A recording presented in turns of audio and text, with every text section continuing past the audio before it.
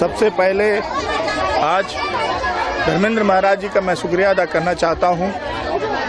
इस बजरंग दल मित्र मंडल के द्वारा आयोजित हनुमान मंदिर में जिस प्रकार से आज महिलाओं का इतने बड़े तादाद में आना, मातृ पितृ सेवा दिवस के रूप में आज 14 फरवरी को लोग वैलेंटाइन डे के रूप में मनाते हैं। और हमारा हिंदू संस्कार जो है वो ये सिखाता है कि मातृ पितृ का सेवा करना चाहिए और माता पिता का आशीर्वाद लेने से आदमी कोई भी बड़ी से बड़ी काम करने अगर निकलता है तो वो उस लक्ष्य तक पहुंचता है। जैसे आज हमारे नरेंद्र भाई मोदी, वो भी अपनी माँ के आशीर्वाद लेके किसी भी कार्य को करने निकलते हैं और निश्चित ही विजय प्राप्त करते हैं। आप हमेशा समाज से जुड़े रहते हैं और हमेशा अक्सर इसके विषय में कहेंगे। आज मैं शंखनाद यहाँ प्रभु हनुमान मंदिर अयोध्या गया था, राम मंदिर से मैं वहाँ पर प्रभु राम का आशीर्वाद लेके यहाँ पर हनुमान जी का आरती करके आज मैं ये शंखनाद यहाँ से शुरुआत करता हूँ। और आज से पूरे वार्ड में हालचाल यात्रा के माध्यम से किसी न किसी के घर पे चाय पीने के लिए सुबह सुबह मैं अवश्य जाऊंगा और वहाँ के लोगों की परेशानी से अवगत हूँगा। क्या इसे कहा जाए कि चुनावी संक्रांत आप ये कर रहे हैं? अगर हमारी माता बहना अगर चाहेंगी और अगर पार्टी ने मुझे मौका दिया तो मैं निश्चित उसके लिए तैयार हूँ। सर आप क्या कहना चाहेंगे? हम कोई यहाँ पे नए नहीं हैं, हम यहाँ के स्थानीय कार्यकर्ता हैं और मंदिर हमारे देख रेख में बना हुआ है और काफ़ी दिन से हम लोग महाराज के साथ में जुड़े हुए हैं। और इसके अभी तो भारतीय जनता पार्टी में हम लोग ने 1 साल हुआ है हम लोग को आके। पहले हम लोग विश्व हिंदू परिषद के कार्यकर्ता थे। विश्व हिंदू परिषद के माध्यम से हम लोग कांवड़ यात्रा स्टार्ट किए और लगभग आज 7 साल 8 साल हो गया, बराबर ना। 8 साल से हम लोग तो काम कर ही रहे हैं। बाकी जो बोलेंगे विशाल भाई बोलेंगे। हम पंडित जी आपसे जानना चाहेंगे, हम आयोजन किया गया है, इनके बारे में बताइए। इनके बारे में मैं यही कहूँगा कि हमारी सभ्यता संस्कृति कहती है कि प्रातः काल उठ के रघुनाथा, मात पिता गुरु नाम ही माथा। हमारे सभ्यता संस्कृति का यही रिवाज है। अगर राम जी ने रावण के ऊपर विजय प्राप्त किया है तो बिना माता पिता की सेवा के वे कुछ नहीं कर पाए हैं।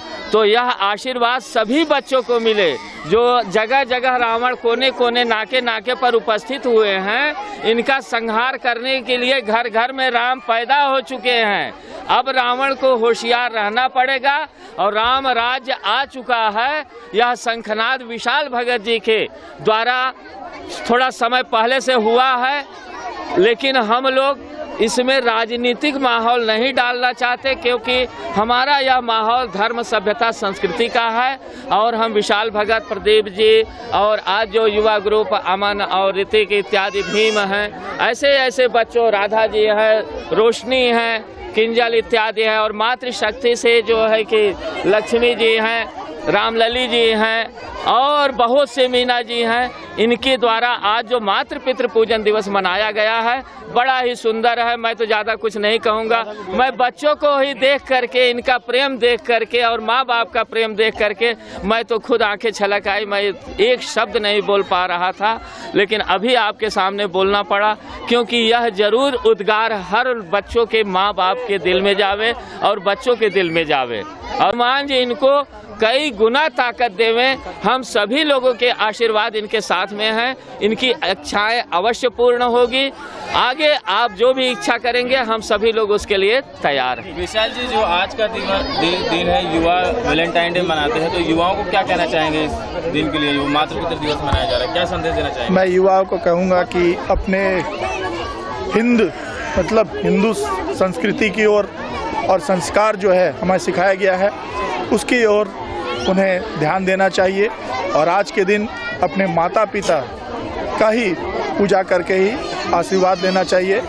ये वैलेंटाइन जो है आपको जानकारी होगा, वैलेंटाइन एक कुरल के बारे में बताया जाता है, एक हत्यारा के बारे में वैलेंटाइन मनाया जाता है।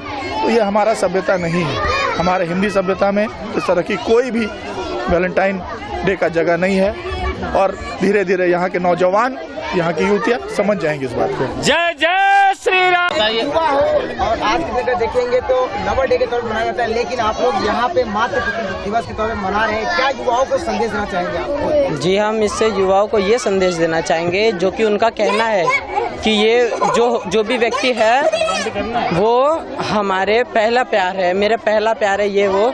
तो मैं उनको बताना चाहता हूँ कि इस दुनिया में आपके आने से पहले जो आपका पहला प्यार था वो आपके माता पिता है। अगर एक प्रेम की तुलना किया जाए तो कहा जाता है अगर बाप का साया सर पे ना और माँ की आंचल ना हो हमारे पास तो हमारे लिए सब व्यर्थ है। तो ये माता पिता हमारे सबसे बड़ा धन है, सबसे सर्वप्रथम प्रेम है और हमें सबसे पहले अगर आज का दिन हम उन्हें नहीं दे पाएंगे तो हमारा जीवन व्यर्थ है।